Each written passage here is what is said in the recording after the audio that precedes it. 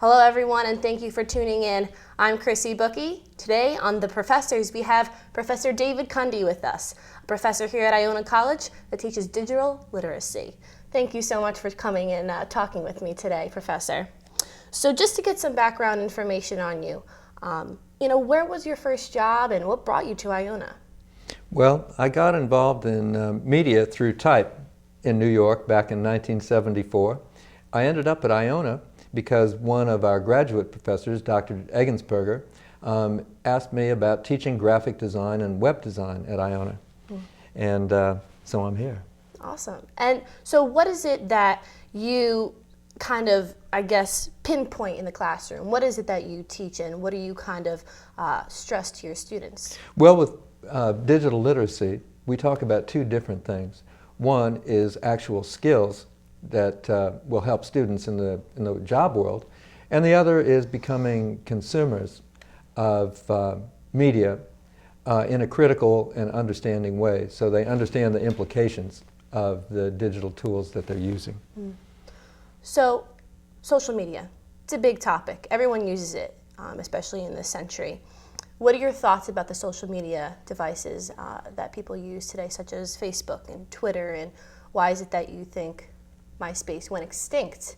Well, Krissy, thank you for asking that question. One of my students in class just last week was saying that some professors feel that social media and the new tools are fads.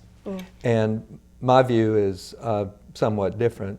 My daughter, who is a young science journalist, a little bit older than you, gets work through Twitter when people refer her. And so my view as a parent who wants my daughter to succeed, and as an educator, is that young people are using tools, and young people and older people are all using these tools in ways that are highly productive and beneficial to society. So I love them. You do? Yes. Awesome. So, Facebook, Zuckerberg, what are your thoughts on him? Is he making big moves? Was he right by purchasing Instagram? Well, I'm not going to answer the Instagram question, but I will answer the question about Mark Zuckerberg.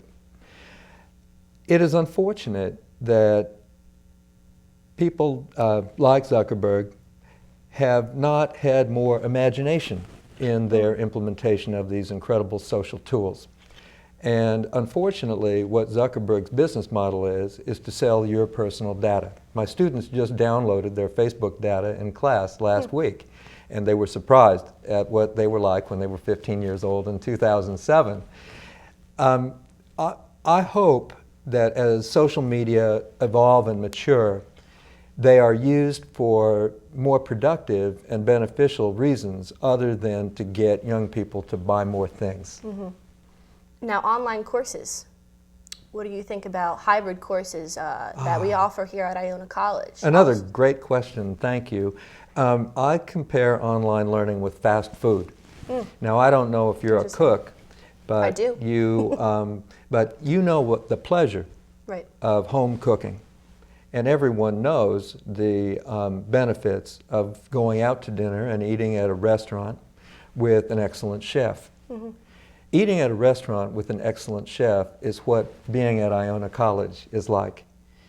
When you learn yourself because you're excited about something, that's like home cooking.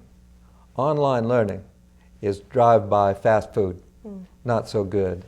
Do you think it takes away from personal experience, hands-on, with students in the classroom? I think it's hard, but I don't think it's the main point. I think the main point is that when you're in the classroom, you have three kinds of learning. You have the learning where I lecture. You have the learning that students engage in with each other, and I call that lateral learning. And then I also benefit from reciprocal learning when my students teach me. Apple products, iPads, iPods. There's always new technology that's coming out, and I see younger children that are using these for early pre-learning devices to teach them. What do you think about that? Well, again, it's a great question. You're asking one after another. It turns out that when you ask Larry Page of Google, of Gmail, whether he uses email, he says he does not because it's an inefficient way to communicate. When you look at the executives out in Silicon Valley, including people like Steve Jobs, who obviously the late Steve Jobs, you learn that they forbid their children to use computers until they're 11 or 12 or even older. Thank you so much for your time. This has been another episode of The Professors with David Cundy. I'm Krissy Bucchi. See you next time.